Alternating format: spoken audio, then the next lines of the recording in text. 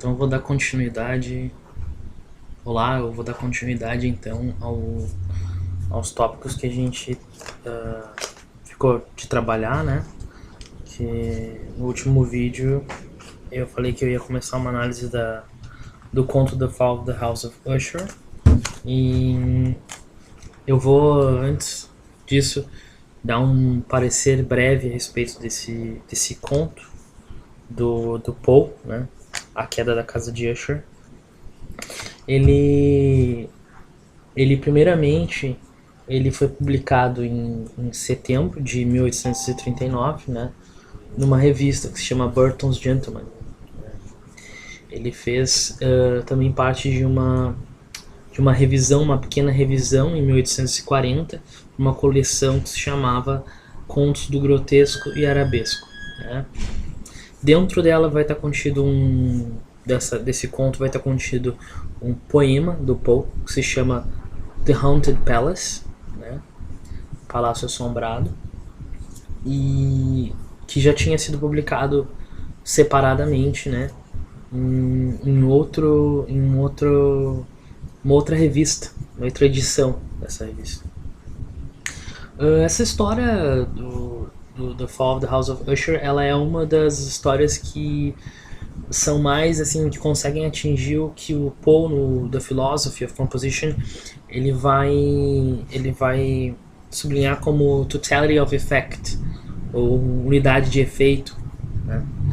Totalidade de efeito, que é quando os elementos contribuem, todo elemento na narrativa, todo elemento durante o planejamento do ato criativo, ele contribui para o efeito, né?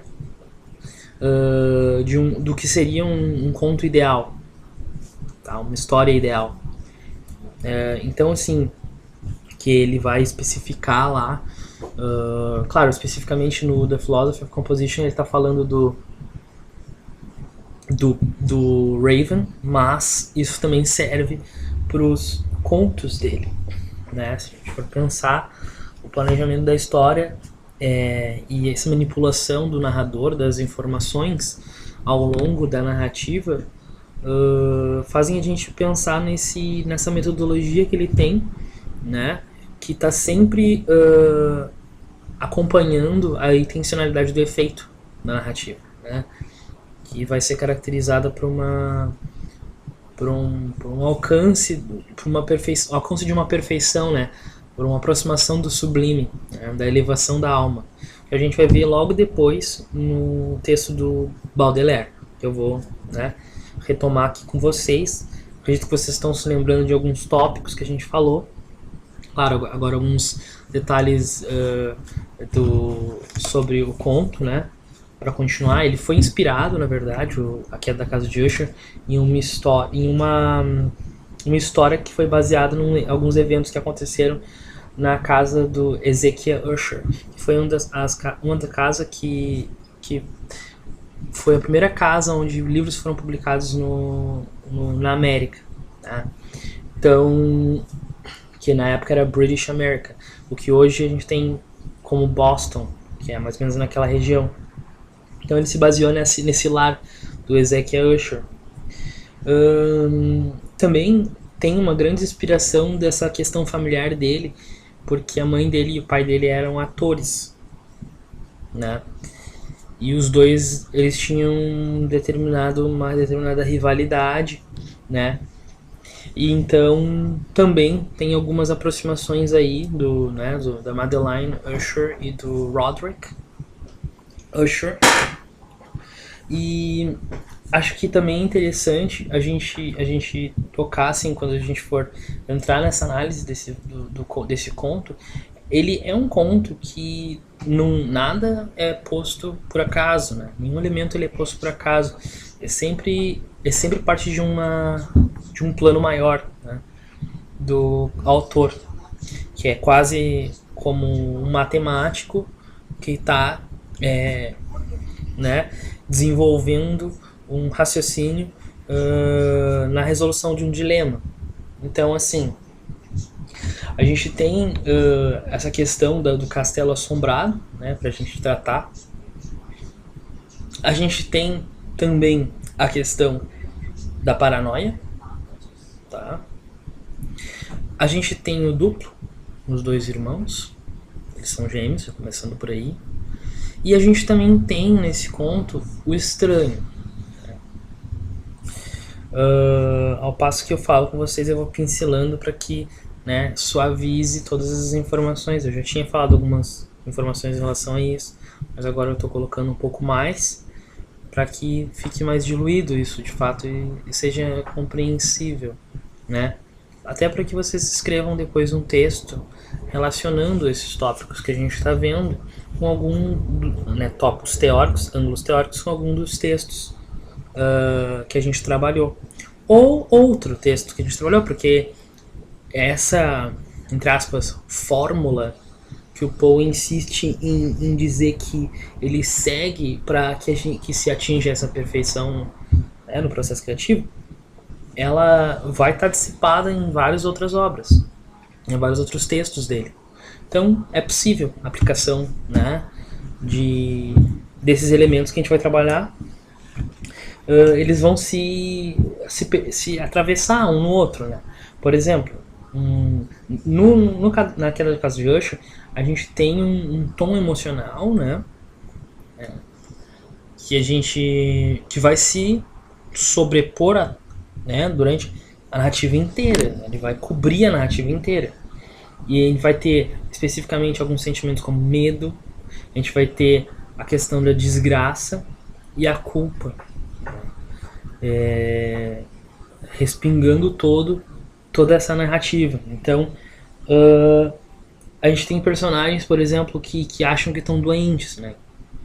Por exemplo, se a gente comparar o Roderick e o narrador lá do Coração Denunciador, do Telltale Heart, tanto o Roderick quanto o narrador, eles estão em um estado emocional perturbado, né? Eles estão sendo afetados por uma doença. Inclusive, no The Telltale Heart, a gente também tem o que o Roderick tem em relação à sensibilidade, uma outra sensibilidade, que eu já tinha falado essa palavra antes. A gente tem no The Telltale Heart, né, essa outra sensibilidade. Tanto é que no começo ele começa a expor, o narrador começa a expor, né? Claro, a gente sempre tem que colocar em xeque esse narrador, porque é um narrador em primeira pessoa, né? Nada que ele nos conte serve como uma prova da verdade, né? Porque a gente não tem nenhum outro ângulo, nenhuma outra perspectiva da história, só a dele. Então a gente tem aqui um narrador que ele vai também manifestar essa hipersensibilidade, né? Ele escuta tudo em relação à casa, né? Os Death Watches, né? Que são aqueles beetles no relógio, né? Nas paredes da casa, que vão também contribuir para o tom da narrativa, né? Um emocional perturbado e autodiagnosticado como doente. E da mesma forma que o Roderick também tem consciência e expõe isso, e se autodiagnostica como doente. Então existe entre o narrador do Telltale Heart e o Roderick, por exemplo, um perfil hipocondríaco, né? A gente poderia ver assim. A gente também vai falar um pouco dessa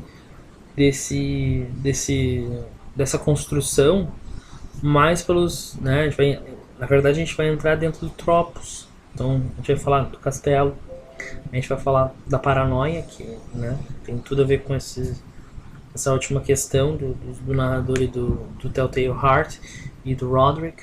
A gente vai entrar no duplo, tá? E a gente vai entrar no estranho, no choque que tem com o estranho. Então são os 4 eixos, tá, que a gente vai comparar. E são maquinarias, né, da literatura gótica, né? A gente não necessariamente vai ter algo diferente lá na literatura inglesa, gótica inglesa. A gente viu com a professora Carol os aspectos que concernem a literatura gótica inglesa, clássica, né? Então aqui a gente tem no Poe referências e que também tem relação com esses aspectos góticos clássicos mesmo, né? Então, pra gente seguir,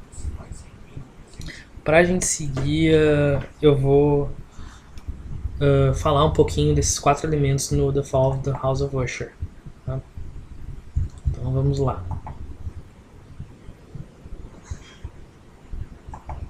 Primeiro, o castelo. Né? A gente tem na queda da casa de Usher um castelo assombrado. Primeiramente, eu vou ler um excerto, né? E vou falar um pouco da descrição. Então diz assim nesse trecho que eu recortei. I looked upon the scene before me, upon the mere house and the simple landscape features of the domain, upon the bleak walls, upon the vacant eye-like windows, upon a few rank sedges, and upon a few white trunks of decayed trees, with another depression of soul which I can compare to no earthly sensation more properly than to the after-dream of the reveller upon opium, the bitter lapse into everyday life, the hideous dropping off the veil. Então, nesse trecho, a gente vê a descrição do enfrentamento do narrador, né, com o castelo. Primeiro contato, né, após a infância dele, porque nessa história, vamos contextualizar, ele, a pedido do amigo, do Roderick, o narrador retorna aos domínios de Usher, da casa de Usher. Então ele vai lá visitar um velho amigo, né? E que, embora ele tenha uma determinada ideia desse amigo, né? Ele não reconhece durante a narrativa esse amigo. Então existe muita suspeita se o amigo é o mesmo amigo, se não é. Em relação ao castelo, o castelo ele é descrito nesse trecho, né? A gente tem I looked upon the scene before me, upon the mere house and the simple landscape features of the domain, the bleak walls. Bleak walls já é a primeira, né, descrição especificamente gótica aqui, né? A gente tem vacant eye like windows. Então, olha, a estrutura do castelo ela é impositiva, ela inclusive tem uma representação quase humana, né? Onde a gente tem vacant eyes like windows, né? Vacant eye like windows. Então a gente tem, cara, janelas que parecem olhos, né?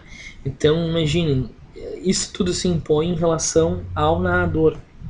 Assim, essa descrição ela tem uma função dentro do texto e o Poe usa isso em favor do efeito, tá? A favor do efeito da narrativa. Tá? Então o que acontece? A gente tem ali também, né, decayed trees. Novamente, essas árvores, decayed trees, né, tem um formato quase mórbido, né? Como se não tivesse vida nelas, né? Elas estivessem sem energia, sem água, um lugar, né? É uma associação muito próxima da morte, né? Da ausência de vida. Então, é uma realidade que ele vai descrevendo através do castelo obscura, né? É uma casa que ela está assistindo o narrador entrar na propriedade, né? Que está impondo a estrutura ao narrador, uma realidade que vai ser impositiva e, portanto, claustrofóbica em alguns momentos, né? Devido à própria atmosfera criada por este espaço escolhido pelo autor durante a criação, né, estética. Então ele vai refletir também no que? Na neurose dos habitantes do castelo. Então, essa descrição ela influencia a psique dos personagens, né? Dos habitantes. Então, e isso aqui é comum dentro da literatura gótica. Isso é um dos elementos em tropos góticos comuns, né? É um ambiente que o castelo geralmente tende a ser opressivo, né? Ele é ameaçador. Ele vai trazer essa ideia de personagens que sentimentos, personagens que vão gerar esse sentimento de estarem encurralados, né, ou de não ter saída. Então, a função do castelo é exatamente essa. Então, aqui, ali, ele vai construindo a imagem do castelo. Antique house, né? As paredes têm fissuras, são descritas com fissuras. É uma casa que está próxima da morte. Não é uma casa iluminada, é uma casa sombria. É uma casa com, né? Então, essa é a função do castelo. É justamente set the mood, né? Então, o segundo elemento a gente tem do Tropos é a paranoia, né? Que a gente vai explorar um pouquinho. A paranoia, ela é aparente dentro da figura do Roderick. Ela salta os olhos quando a gente fala do Roderick. Eu vou ler então uma parte que vai representar um pouco dessa representação da paranoia, né? Dessa questão da loucura, dessa doença estranha, que é descrita em relação ao Roderick. Inclusive já está lá na letter que o narrador recebe, essa insinuação de ele não estar no status normal, né? Ele está doente. Embora não fique nada claro, né? Uma outra questão que também está associada à questão da casa é a linhagem familiar, né? Então a gente tem a família. Ele é o último Usher. Tá? Depois a gente vai saber que a Madeline está para morrer e ele será o último Usher vivo, né? Remaining. Então isso gera uma certa paranoia, né? Em relação a isso também. Mas vou ler então um trecho para poder especificar alguns pontos relacionados à paranoia. Tá? He entered at some length into what he conceived to be the nature of his malady. It was, he said, a constitutional and a family evil, and one for which he despaired to find a remedy. A mere nervous affection, he immediately added, which would undoubtedly soon pass off. It displayed itself in a host of unnatural sensations. Some of these, as he detailed them, interested and bewildered me, although perhaps the terms and the general manner of their narration had their weight. He suffered much from a morbid acuteness of the senses. Essa parte é importante. The most insipid food was alone endurable. He could wear only garments of certain textures. The odor of all flowers were oppressive. His eyes were tortured by even a faint light. And there were but peculiar sounds, and these from stringed instruments, which did not inspire him with horror. Então a gente tem aí uma pessoa que está ultra sensível, né? Acontece isso com o Roderick. A sensibilidade dele é tão alta, né? Como a gente viu na descrição ali, he suffered from a morbid acuteness of the senses, né? Que ele não consegue lidar com manifestações sensoriais, né? do mundo exterior, né? Então a gente tem estímulos sensoriais a todo momento, né? E é claro, os estímulos são gerados desse castelo que, né, pela narrativa, claro, a gente tem que lembrar primeira pessoa e tal, mas esse é o que o narrador está nos dando a entender, que ele está sofrendo, né? Ele está hipersensível E qualquer uma dessas manifestações que acontecem dentro do ambiente faz com que o Usher tenha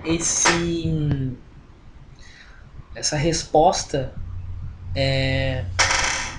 caótica, né? Ele responde de forma, ele tem crises psicóticas, né? Então ele já não aguenta mais. Tanto é que ele diz assim: the most insipid food was alone, endurable. Né? He could wear only garments of certain textures. Então as coisas perturbam ele. O simples fato a textura, né, é opressora. Né, ele é afetado muito facilmente por esses estímulos. Além disso, a gente tem também um outro aspecto que acho que faz todo sentido em relação à paranoia e o Usher, o Roderick, é que a gente tem nele também a questão da representação da figura de um artista decadente. E lá no Baudelaire a gente vai ter o início do prefácio dele, vai dizer literatura da decadência. Então, assim, a gente vai ter uma representação, o imaginário, né? Vai ser usado aí o imaginário do artista decadente. Tá? E um artista a gente sabe como é que ele é, né? Um artista, um poeta, né? Ele é uma figura que, se ele é decadente, né? Ele não consegue apreciar a vida, né? Ele não tem prazer, né, na comida, como a gente viu ali nesse excerto. The odors of all flowers were oppressive. Ele é extremamente sensível, assim como um artista é. O ato poético é um ato que exige sensibilidade, né? Que exige precisão, que exige, né, um determinado esforço, né, nesse contexto, né, nessa linha de raciocínio, um esforço intelectual que vai de encontro às emoções, the true emotions, né, true colors. Então, assim, me parece que tanto a arte, né, quanto essa imagem do artista em decadência está associado também à alta sensibilidade dele. Né? Não é à toa que o artista é quase como a última, né, a última forma, né, de sensibilidade, né, que se pode atingir, né, dentro desse espectro humano. Então parece que a loucura também vai por esses, pode ser justificada nesse sentido, assim. Né? Eu acho que ele já não, se eu não me engano, ele já não consegue mais pintar, né? Ele não tem mais, ele tá muito caótico, né? Por causa desse excesso de estímulos, né? Que embora não estejam em excesso para ele, né? Afetam ele de uma forma muito drástica. O terceiro item que a gente vai falar é a questão do duplo. Então o duplo é o seguinte: o duplo é o, né? A gente pensar no yin e yang, né? A gente tem o bem e o mal. Então tem essa teoria dos gênios, né? O gênio bom e o gênio ruim. A gente vai se desenvolvendo o nosso intelecto até que a gente consiga encontrar um equilíbrio entre esses dois tipos de manifestações, então, relacionados ao, né, a nossa interioridade, né, a nossa psique. E o outro lado, né, é como se fosse uma sombra, ou seja, persegue o nosso ego, né, o nosso outro. Né? Então, esse é o duplo, né? O duplo por exemplo, dentro da queda da casa de Usher, né, a gente tem essa figura do duplo Se a gente comparar o Roderick e a irmã, por exemplo, a Madeline é criada a partir do oposto do Roderick. Que o Roderick é um cara extremamente sensível, né? Como a gente falou. Quer dizer, ele tá, né, extremamente... Tá, a sensibilidade dele tá em alta. Ele sente demais, né? Já a irmã dele, ela é construída em justa posição, né? Com a imagem do Roderick. Porque ela tá... enquanto ele é hipersensível, ela é hipossensível, né? Ela não ela não expressa, ela não manifesta, ela não demonstra a sensibilidade. Então, o narrador justapõe diretamente a agitação do Roderick, né, com a, a falta de sensibilidade da Madeline, né? Vou ler esse excerto para ver se dá para costurar, se fica claro essa ideia. The disease of the Lady Madeline had long baffled the skill of her physicians. A settled apathy, a gradual wasting away of the person, and the frequent although transient affection of a partial cataleptical character were the unusual diagnosis. Ela foi diagnosticada pelos médicos com quase como se ela fosse catatônica, né? Ela tem uma apatia em comum, uma indiferença, né? Então ela, né? Então tem essa imagem dupla de opostos, né? Que se constrói em contraposição ao Roderick. Então, como a gente tem, né? Primeiramente o fato deles serem gêmeos, né? A gente tem essa questão do Roderick ser hipersensível, ela tem a ausência do sentido, né? Então, os dois eles acabam nesse sentido se tornando um espelho um do outro. Não sei se ficou claro isso, tá? O quarto e o último, né, tropos gótico, né, que a gente vai explorar aqui é o choque do estranho. O estranho está presente dentro do The Fall of the House of Usher. Não só nesse conto, né? Como a gente vai ver o estranho em muitos outros trabalhos, inclusive em todos os outros que a gente, né, que a gente selecionou e a gente viu em aula. Mas assim, quanto ao choque do estranho no The Fall da House of Usher, eu estou me referindo a esse específico momento da narrativa, né? Depois que ela tá na tumba e tal, e ela surge de novo. Depois de ser colocada na tumba, ela ressurge, né, e tal. Logo depois do comentário que ele faz, que ele acha que enterrou que colocou ela dentro da tumba viva, tá? E nesse momento da narrativa, que é o clímax da narrativa, vale lembrar que, né, que os contos, né, do Poe, a gente vai ter o clímax, né, como um momento essencial, né, dentro desse... E aí a gente vê um pouco da base aristotélica do Poe, né, em relação à estrutura da narrativa, mas especificamente nesse sentido. Mas aqui a questão do estranho ele está nesse clímax. Quando dois elementos estranhos eles surgem, aparecem, né? Primeiro que a Madeline ela volta, né? Aparece novamente, uma aparição dela. E ela é reconhecível como a Madeline, né? Eles, né, pela descrição, é a Madeline. Só que ao mesmo tempo, não é exatamente na forma que ela era conhecida.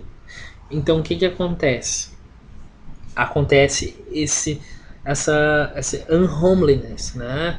essa o que é conhecido, mas que tem algo de que não é familiar, né? Então tem aquela atração, mas tem aquele magnetismo, como se fosse um magnetismo, né? Alguma coisa que atrai, outra que repele. Então o que repele são os elementos que diferem do que é o conhecido, né? Esse é o choque do estranho. É quando, né, não se consegue. It's difficult to house, né? It's unhomely o elemento, né? Então, parte disso a gente conhece, mas, por outro lado, existem elementos que destoam do que é conhecido, né? Então, e aí vem esse movimento de atração e repulsa devido a, suas duas características. Então eu vou ler um texto aqui, um excerto que vai mais ou menos justificar essa presença do estranho, tá? Que é nesse específico momento da narrativa. As if in the superhuman energy of his utterance there had been found the potency of a spell. Ele tá meio que fazendo uma profecia ali, né? Que colocou ela lá e tal, e que achava que ela tá viva porque ele achou que escutou ela, mas mesmo tendo escutado, ele não foi lá, né? E tal, ver a tumba.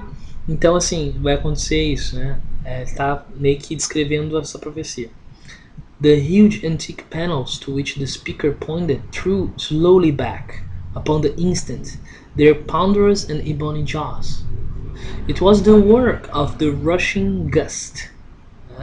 But then, without those doors, there did stand, e aqui vem a aparição, né? The lofty and enshrouded figure of the Lady Madeline of Usher. There was, aí ó, estranho. There was blood upon her white robes, and evidence of some bitter struggle upon every portion of her emaciated frame. For a moment she remained trembling and reeling to and fro upon the threshold, then, with a low moaning cry, fell heavily inward upon the person of her brother, and in her violent and now final death agonies, bore him to the floor a corpse, and a victim to the terrors he had anticipated. Então, a profecia se concretiza, né? A desgraça. Era o que a gente falou, que, né, nessa obra a gente tem medo, a desgraça, né? E o terceiro elemento, que é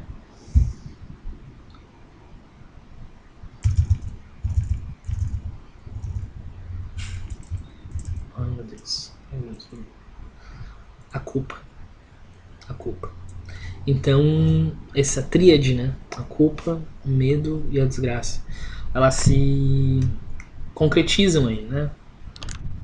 Culpa, porque antes da aparição dela, ele tá lamentando e tal, e não ter ido socorrer ela quando ele ouviu o gemido dela, achou que ela realmente fosse ela e que ela realmente estivesse viva e blá blá blá, né? O medo, porque ele acredita que não tem salvação, ele tá, digamos assim, condenado, né, a ter sido, né, a ter assassinado a irmã e tal. E Doom, a gente tem a desgraça porque ele é o último, com ele acabaria a linhagem da família, né? Ele seria o último Usher vivo. E ele disse que, né, depois não sobraria mais nada. E de fato não sobra nem um castelo, né? Depois o castelo desaba. Então tem um outro elemento estranho nesse momento da narrativa, que é justamente né, quase foi um planejamento matemático da queda do castelo, quando ele, quando após a aparição da irmã e, né, enfim, o evento sinistro que acontece, né? Então a gente tem uma descrição da Madeline aqui nessa aparição como se ela fosse um Revenant, né? Aquele monstro que depois que ele vem do inferno, ele, né, ele volta do inferno e ele caça os parentes, por exemplo. Né? É um espírito que retorna dos mortos, caça os vivos. Então a casa também recebe uma descrição do estranho, né? Porque ela, basicamente, nesse momento em que ele cai, os corpos caem, né? Bore him to the floor a corpse and a victim to the terrors he had anticipated.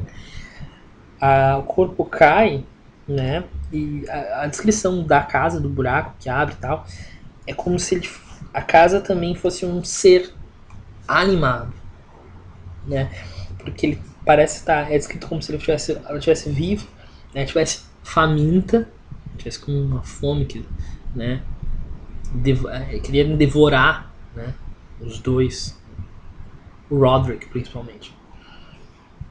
E ele estivesse fugindo a todo, né? Tentando escapar da profecia, né? Entre aspas.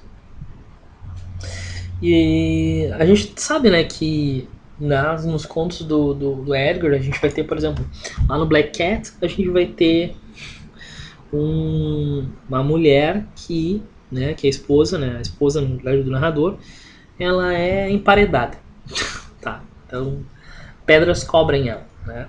No The Fall da House of Usher, a gente tem a presença do da da, da dessa casa que cai sobre eles, né, que sucumbe, né? E então eles estão sobre pedras, eles terminam sobre pedras, né? Cobertos de pedras.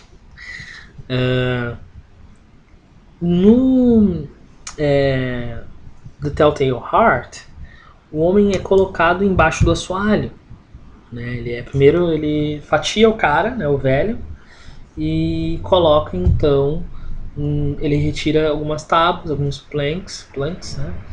E coloca o corpo dele num saco ali, todo cortado e tudo mais.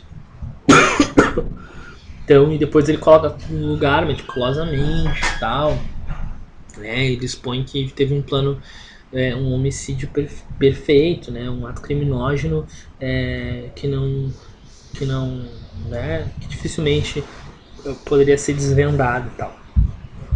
De certa forma, isso está alinhado muito com a questão da racionalidade, né? Do atravessamento desse diálogo sobre e crítica, né? Também, né? Principalmente a razão, né? O uso da razão. Né?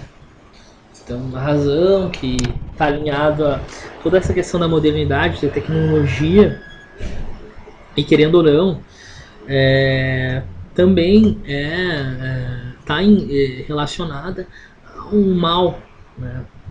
que que tá gerando muito conflito entre as pessoas, né? Um mal-estar civilizacional. O Freud vai escrever, né, o mal-estar na civilização, e a gente vai ter outros textos que vão comprovar esse mal-estar, esse sujeito moderno clivado, né, dividido em dois, e essas narrativas modernas que trazem essa ideia de progresso como uma falsa, né, evidência de bem-estar, né? E acho que o Poe ele é muito responsável por esse tipo de essa reflexão específica, né? Principalmente no momento onde, né, onde os Estados Unidos ele se torna independente, né? Existe toda aquele movimento dentro dos Estados Unidos para questão para que os poetas, os escritores, né, façam também parte dos assuntos políticos, uma movimentação nesse sentido, né? Existe um livro, né, publicado nessa época que é o American Renaissance. O Poe não está nele, né? Uma vez que existe muita crítica em relação à narrativa dele, às publicações dele, e digamos como se ele não tivesse uma aproximação da realidade, né? Não tivesse aproximado da realidade política do país e não, né? Não se afiliasse com essa realidade política, essa tendência ideológica. Então ele é marginalizado. E isso é uma coisa bem interessante, eu acho, pra gente pensar. Inclusive, esse foi um dos tópicos que eu achei mais pertinentes, assim, né? No momento, assim, a gente vive um momento político muito forte, né? E a gente tem uma emergência de literaturas, né, que tratam muito fortemente de questões políticas. E infelizmente, um desdém do tipo de um tipo de criação, de um tipo de manifestação literária outra, né? E inclusive absurdos, né? Falam que se não traz determinada ideia política, não é literatura, não é, enfim, né? Então existe uma toda uma tendência, gente. É bom sempre a gente se colocar em um lugar de, né, de análise mesmo, de um lugar crítico para pensar essas justificativas, né? Eu vou ler tal coisa porque isso tem determinada ideologia política, né? Acho que isso aí é perigoso, né? Se a gente pensar se a gente vai fazer esse movimento, né? Até a criação de arte, se a gente for pensar nesse sentido, é perigoso também, né? Porque acaba migrando para um outro, né?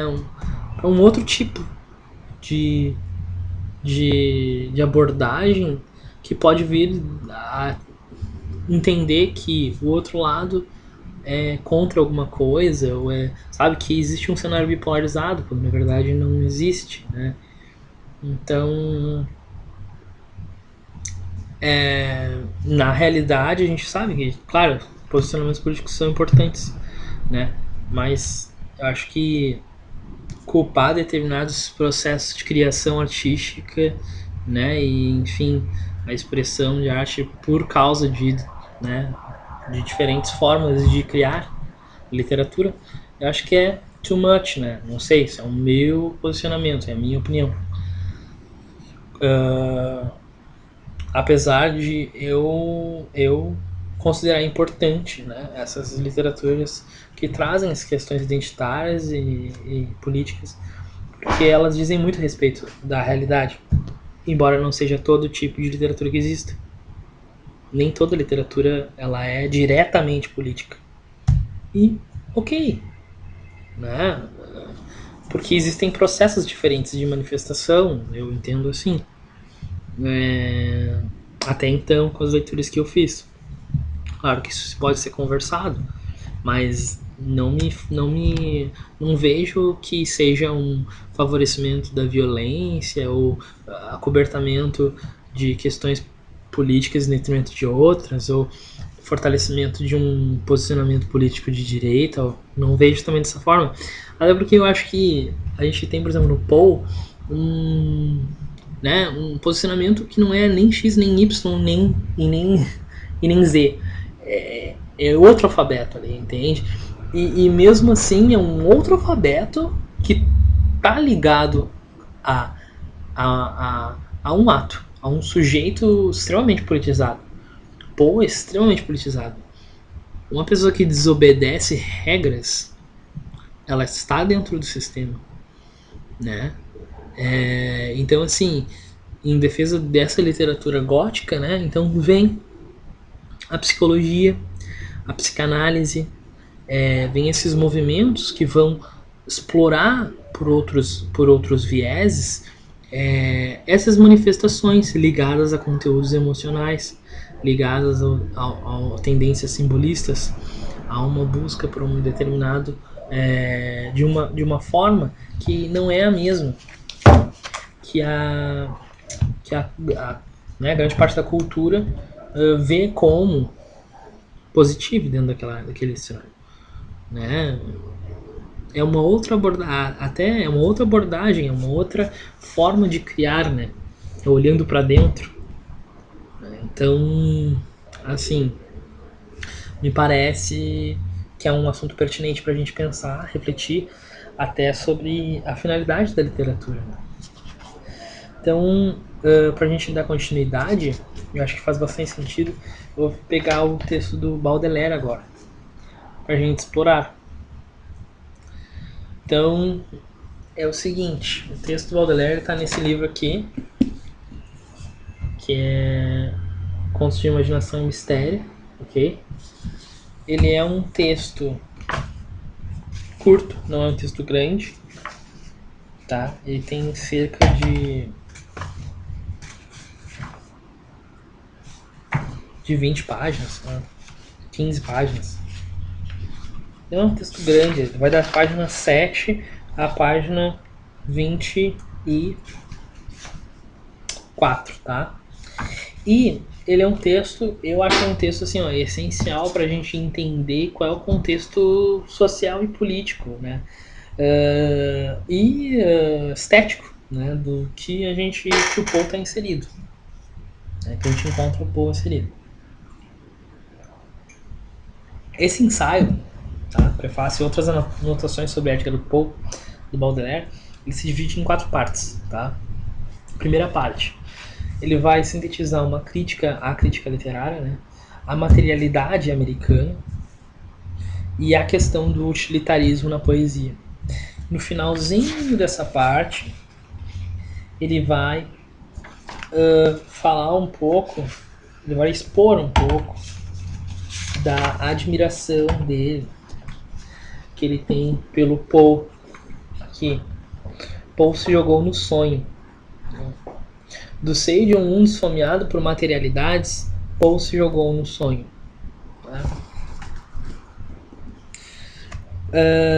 Um homem foi grande não apenas por sua sutileza metafísica, pela beleza sinistra ou encantadora do que concebeu, pelo rigor de suas análises, mas também foi grande como caricatura. O autor deixa abundante o desprezo e o desgosto pela democracia.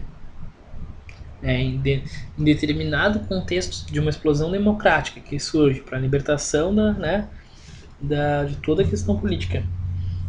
É um posicionamento outro. Né? Isso a gente tem que sublinhar. Né? Pelo progresso, pela civilização e pela civilização, é o mesmo autor que, para capturar a credulidade e satisfazer a curiosidade dos seus, reconheceu com mais vigor a soberania humana e fabricou com mais engenho os factoides mais lisonjeiros ao orgulho do homem moderno. Então, assim, ele vai falar um pouco desse contexto americano, tá? Da literatura americana, e vai fazer essa crítica ao iluminismo, né? A essa preocupação, essa que jaz do contexto moderno, né? Então é essa questão de fazer uma alegoria a iluminismo, a razão, a saída das trevas, né, para as luzes, em direção às luzes, né? Alinhado a esse discurso de progresso, de tecnologia, né, que vai prometer, né, para o homem moderno que o futuro é genial, né, tudo de bom. Né? E o Poe vai rir disso, vai satirizar isso, vai ser debochado em relação a isso, né? Então, diz assim nesse trecho: acredite, a América possui pedantes como os nossos para chamar o artista o tempo todo de volta à beleza antiga, para questionar um poeta ou romancista sobre a moralidade do seu objetivo e a qualidade de suas intenções. Então aqui ele vai estar falando dessa questão que o tipo de literatura, né, do tipo de imagem que o Poe traz assim, dentro da literatura dele, é uma imagem que traz com a poesia, que a poesia ela não deve ser utilizada por um ensinamento, por uma aprendizagem, por um eixo moral para passar para o outro, né? Uma moral da história e tal. Não existe um teor moral, um teor educativo, né? Na escrita da poesia, na escrita, na literatura e tal, nessa literatura. E o Baudelaire vai falar justamente isso, ele vai criticar esse padrão de criação literária e vai exaltar o Poe. Ele vai falar assim, ó, em relação a essa crítica à utilidade, né, da poesia. Minha escolha não poderia ser mais simples, no entanto. Mais simples. No entanto, há esfinges pedagógicas que me repreenderiam por faltar à honra clássica. E aí ele vai defender essa literatura gótica, né? Esse movimento de busca pela elevação da alma, tá? E o Baudelaire vai estar ele vai trazer muito à tona aquele conceito de beleza, né? De busca como se fosse uma busca por uma verdade, uma elevação da alma, pelo sublime, né? A precisão das palavras na composição do artista, o esforço, né? Para encontrar uma forma de expressão sublime, de uma forma de expressão que vai mostrar uma determinada verdade oculta, tá? Então, a gente vai ter isso. Vai fazer um jogo de palavras com literatura de decadência, né? Dizer literatura de decadência implica a existência de uma escala de literaturas, uma recém-nascida, outra pueril, uma adolescente, etc. Né? E ele vai falar, então, nesse primeiro momento, que poesia não é feita para isso, né? Não é feita para ensinar, né? É utilidade, né? Não é para utilidade, né? É para o prazer. Em primeiro momento, ela é feita para a literatura, ela é feita para uma descoberta, né? Então ele tá aí, o discurso dele vai em direção a esse formato, essa tendência, né? Que está ligada lá às questões simbolistas, né? É a questão de uma exploração dos conteúdos emocionais, né? Da imaginação, né? Como uma ferramenta para a exploração desses recursos linguísticos e, né, uma descoberta de uma verdade, né? Outra. Então ele vai começar com essa primeira parte fazendo essas críticas. A segunda parte vai ser, então, ele vai apresentar uma dissociação das afiliações políticas, né, os princípios e posicionamentos da manifestação do Edgar Allan Poe, uma purgação dessas ideologias de nação e um pouco de uma relação com a filosofia. Ele vai falar dessa explosão democrática que os Estados Unidos está passando, né? E vai lembrar que o Poe falou que, entre aspas, o povo não tem relação alguma com as leis, a não ser a obediência. Né? Daí a gente volta para a biografia do Poe, ele desobedece lá na escola militar, ele é expulso de uma outra escola, ele não tem um bom desempenho na primeira escola que o pai financiava ele, o padrasto financiava, então assim, ele tem uma história de desobediência, né, civil. Né? Ele não se deixa falsamente, né, dilubriar-se, né, ele não se dilubria com as narrativas da cultura, né, geradas pela cultura. Então tem um vínculo aí dessa literatura como uma ferramenta para, né, para ensinar, para politizar, né, as pessoas e tal. Ele acha que isso é uma grande manipulação, né? Ele vai falar que ele vai mostrar que o homem ele tem um lado perverso, né? E é justamente isso que ele vai adentrar, essa perversidade, que é muito pelo contrário, né? Apresentado por esse discurso otimista, espiritualista, né? Em relação ao progresso e, né? Ele vai mostrar a violência, né? Ele vai entrar, vai explorar essas experiências do duplo, né? Então, toda a obra dele trata-se de uma representação do inconsciente.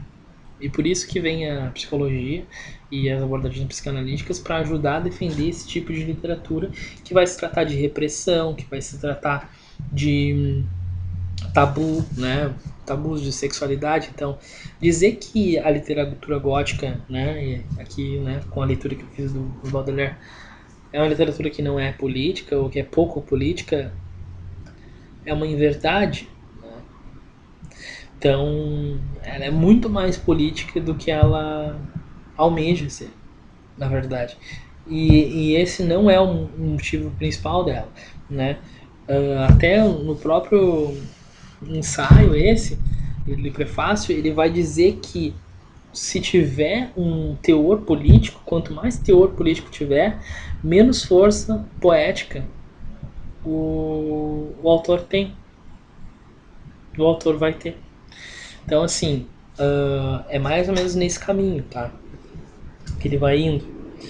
Então, ele vai falar assim, ó. Eis o ponto mais importante. Notaremos que esse autor, produto de um século orgulhoso de si mesmo, filho de uma nação mais orgulhosa de si mesmo qualquer outra, viu com clareza e afirmou impassivelmente a perversidade do homem, uma força misteriosa que a filosofia moderna é incapaz de perceber. Sem essa tendência primordial, várias ações humanas permanecerão inexplicáveis.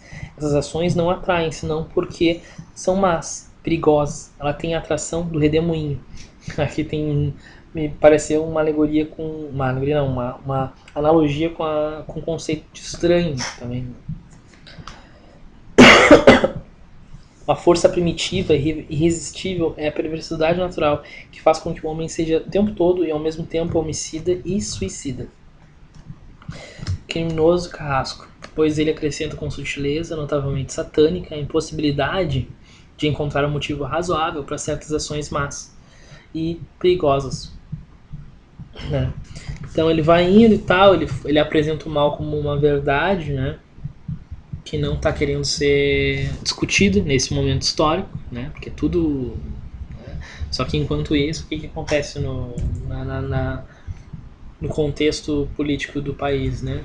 A gente tem uma situação bem diferente do que a cultura diz, né?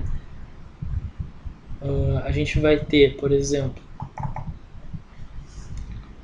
vou abrir o slide aqui.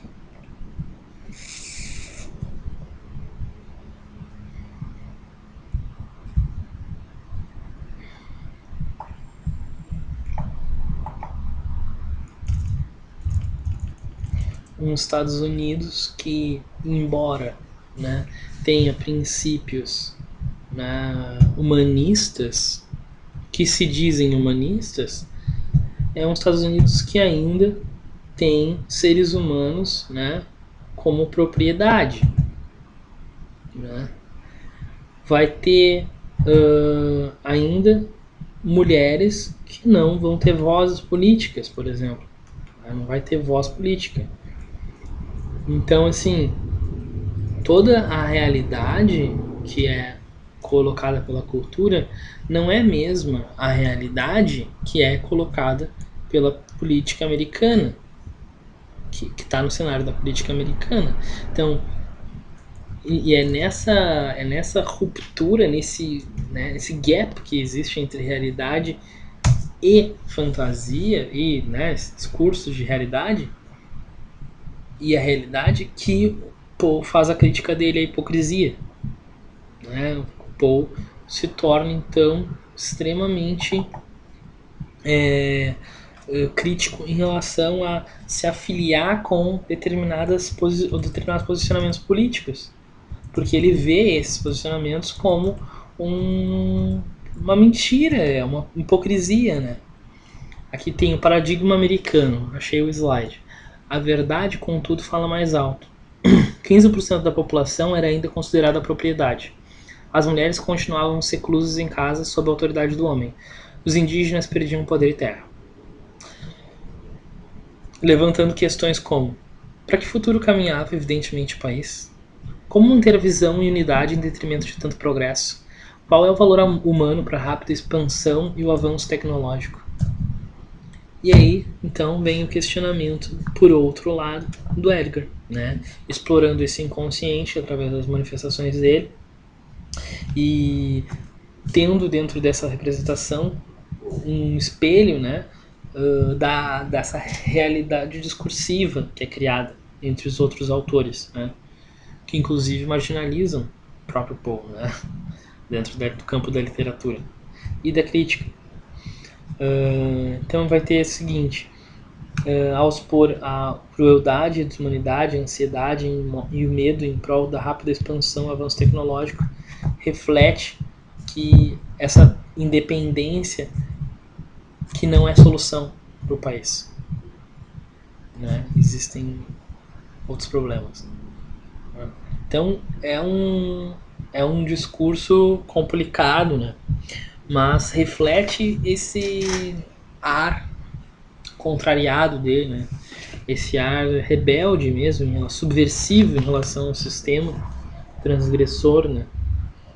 A gente vai ter nesse sentido assim a racionalidade dentro da obra dele, né? Muito presente.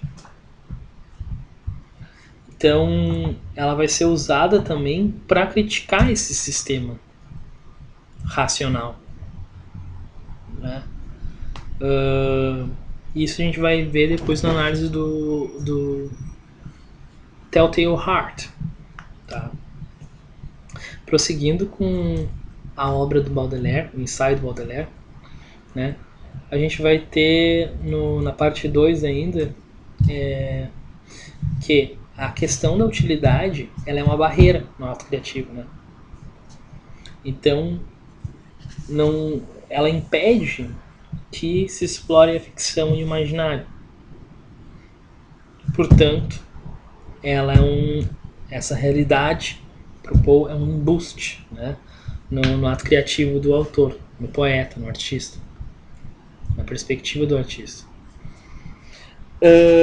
Na parte 3, ainda na parte 2, ele fala um pouco dessa imagem do progresso falso, desse falso progresso, né? Da vergonha pública.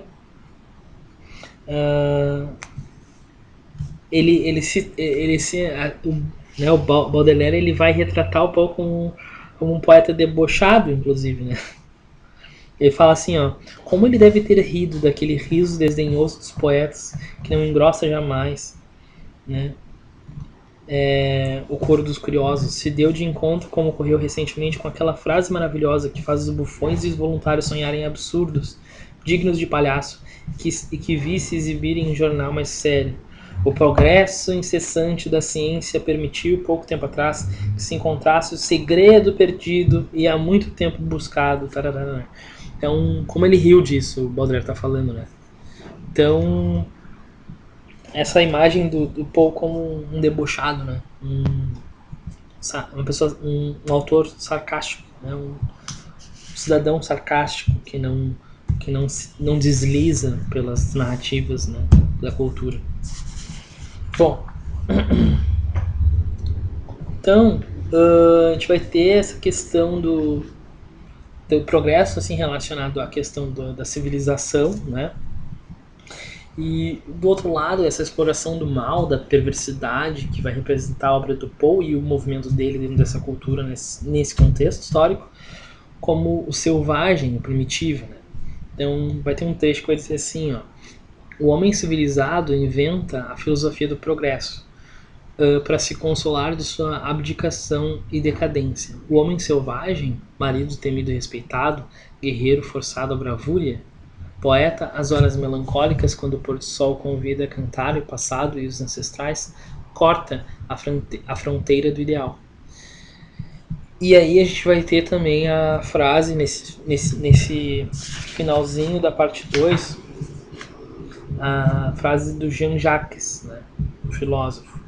Ele vai dizer o seguinte: a natureza não cria nada além de monstros, e toda questão se expõe na palavra selvagem. Então a gente vai ter esse selvagem conectado com o oculto mesmo, né? Com essa exploração do inconsciente, do escuro, do outro, das possibilidades né, de maquiavélicas mesmo do homem, né, de exercício desse mal, né, desse. Na parte 3, então, ele vai fazer uma crítica a.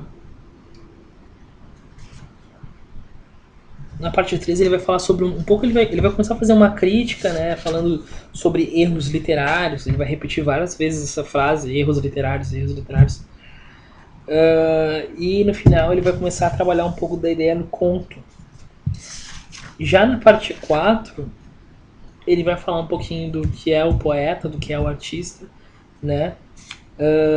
Da questão da justiça relacionado ao poeta e ao artista, de como isso se relaciona, como essa palavra se relaciona. E ele vai desenvolvendo na parte 4 a poesia, tá? Daí lá no final ele vai focar no corvo, né? Então, assim, na parte 3, ele vai falar um pouco da questão da preocupação, né, que existe então por causa desse afastamento da beleza, né? Em um país no qual a ideia de utilidade controla tudo, o crítico perfeito será o mais honrado.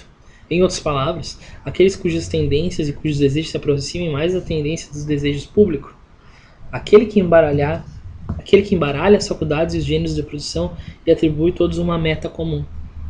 Aqui está uma crítica novamente à utilidade e a essa afiliação política que é desejada pelas mídias, pela cultura, pelo desejo público, né, que ele fala. Então ele vai demonstrar ao Baudelaire essa preocupação com a literatura e a poesia, né? Naturalmente o indivíduo se torna cada vez menos preocupado com as belezas reais, positivas da poesia, assim como ficará menos chocado com as imperfeições.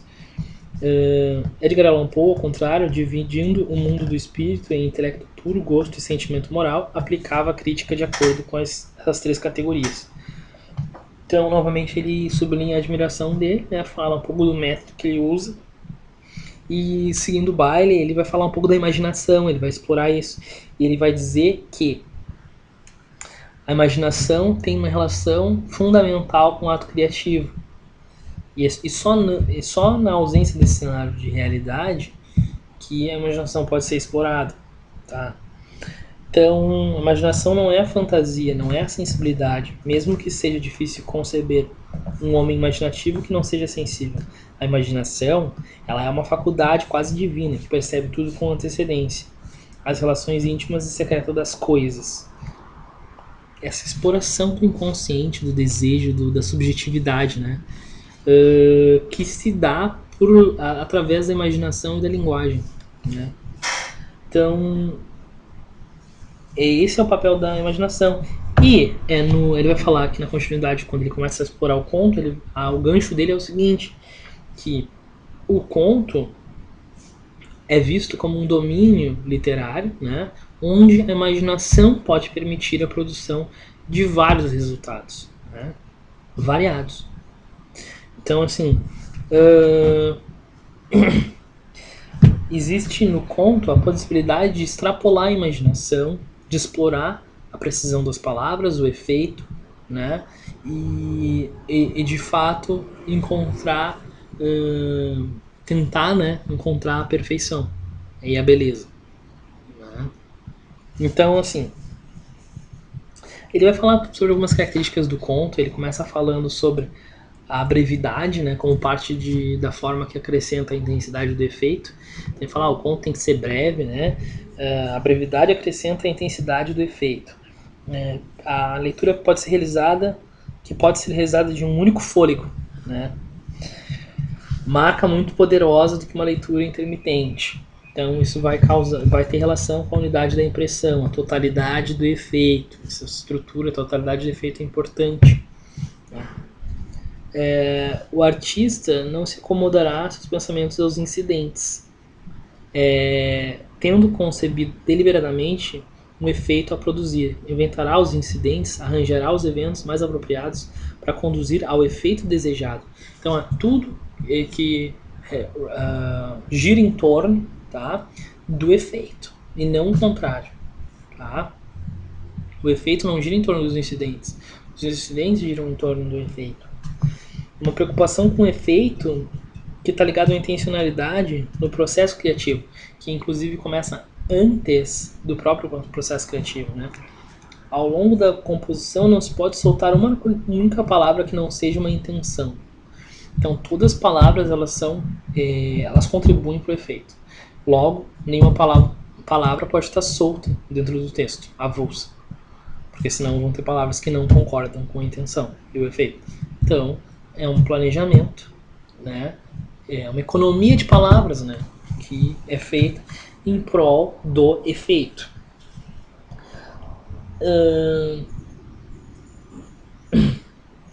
Ele vai falar um pouco dessa ideia de beleza no ritmo, né, do conto. Primeiro ele fala, há um ponto no qual o conto é superior até mesmo ao poema. O ritmo é necessário ao desenvolvimento da ideia da beleza, que é a maior e o mais nobre objetivo do poema. Ora, os artifícios do ritmo são um obstáculo insuperável ao desenvolvimento minucioso dos pensamentos e expressões que tenham por objetivo a verdade, pois a verdade pode muitas vezes ser a meta do conto, e o raciocínio é a melhor ferramenta para a construção de um conto perfeito. Então, ele está expondo bastante o método que o Poe trabalha, né? Então, essa ideia de beleza, né? Essa busca da alma, do reconhecimento da alma, como uma verdade, né? Uma verdade interior, né? E ele usa um método bem matemático, bem trabalhado, minuciosamente trabalhado, né? Com as palavras e estética alinhada ao efeito, para poder dar essa característica. No parte 4 e última parte do ensaio do Baudelaire, ele vai falar que o poeta é uma raça irritável, né? Se o poeta não é artista, o artista não é artista senão por sua compreensão refinada do belo. Então, né, que proporciona deleites inebriantes. Implica uma compreensão igualmente refinada da deformidade e desproporção. Essas palavras são muito, muito importantes dentro dessa estética do belo. A desproporção e a distorção. O exagero, né, também. Né? A gente tem exagero da descrição, né? A beleza, né? Por causa do efeito, né? Então, porque tudo vai contribuir para o efeito. Ele vai continuar e aí ele vai dizer que existe nesse sentido um trabalho analítico, né?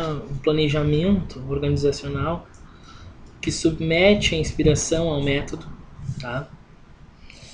E que faz parte da criação do poeta, tá? O poeta ele vai esfarelar as mentiras e as ilusões. Ele vai falar aqui. E mais adiante ele vai voltar no termo o erro literário, né? Ele fala que o poema épico, portanto, ele é um paradoxo. Ele não é, né, ele não consegue ter o efeito que ele deveria ter, de acordo com esse sistema de busca de elevação da alma. E ele vai falar o seguinte, que elevar a alma a alma é o efeito, né, de estímulo. Um poema não merece esse nome a não ser quando estimula, eleva a alma, né? O valor positivo de um poema se dá em função de tal estímulo da alma. Então, é mais ou menos essas relações que ele faz com o conceito de beleza, né? Todo efeito que trabalha a favor do estímulo da alma, da elevação da alma. Bom,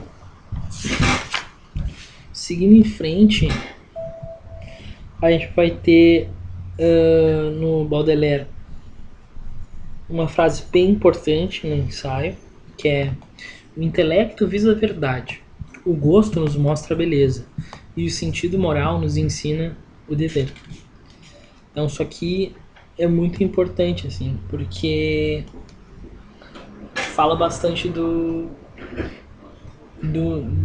lugar onde o Poe se encontra, né? O posicionamento do Poe em relação à literatura, em relação à política, em relação à construção literária dele, né? Ele usa o intelecto para buscar a verdade dentro da obra dele, né? A metodologia que ele usa para escrever, para criar a arte dele, extremamente minuciosa, está ligada ao intelecto, né? Agora, a intencionalidade e o efeito, né, que ele coloca, né, tem a ver com o gosto, com a beleza. Então ele vai aprofundar isso, vai explorar isso. O sentido moral ele não vai estar, né, ligado a isso. O sentido moral nos ensina o dever, que não é o dever da poesia e nem é o dever do conto, por exemplo, né, da literatura. Nesse sentido, tá? Então, assim, é um erro, por exemplo, fazer um poema muito curto. Assim, é um erro fazer um poema muito, muito longo, né, porque ele precisa ser breve. É um erro usar o trabalho literário em prol do ensino, tá? Porque está tendenciando algo. Então, logo, né? Fala que o objetivo da poesia seja um ensino qualquer que ela deva ora fortalecer a consciência, ora aperfeiçoar a moral, ora por fim demonstrar que seja lá o que for de útil. Edgar diz que os americanos apadrinharam essa ideia heterodoxa. Elas, não é preciso ir a Boston para encontrar a heresia em questão. Então ele está criticando isso, né? Criticando esse fortalecimento de consciência através da poesia, do aperfeiçoamento da moral através da poesia, etc. Logo em seguida ele vai falar que o gosto está ligado, né, sobretudo à deformidade e desproporção. O vício, né, que está relacionado ao exagero, agride o justo e o verdadeiro, revolta ao intelecto e à consciência. Mas como ofensa à harmonia, como dissonância, ele atinge mais de perto certos espíritos poéticos, né? Então é isso. O princípio da poesia é a aspiração de uma beleza superior, um estímulo da alma. Esse é o princípio da poesia, né? Aí ele vai falar do corvo, ele fala dos elementos do corvo.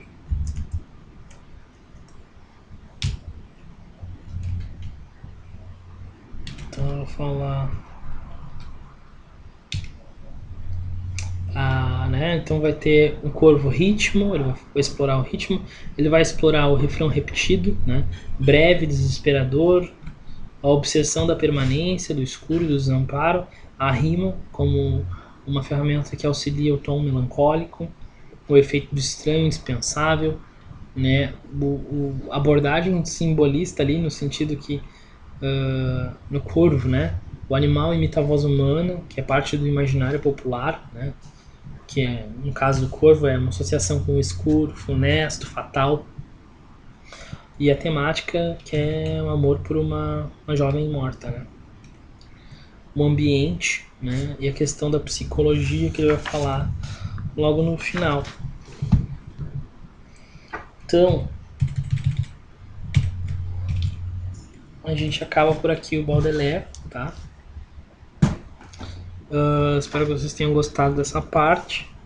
E o próximo exploração a gente vai pro texto da Rita Schmidt e logo em seguida para Philosophy of Composition.